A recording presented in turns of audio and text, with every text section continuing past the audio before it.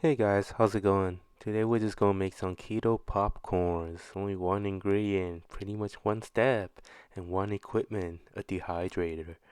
Well, I'm just gonna put some mozzarella pearl cheese on the dehydrating tray. I can probably use one tray, but I'm gonna use several just because if the mozzarella fall through the cracks, it can catch it. But it ended up that it didn't fall through the cracks. So this is pretty much it. I mean, you just plug it in and it pretty much heats it up and then it'll be dry. You'll have some oil on your hands, but that's it.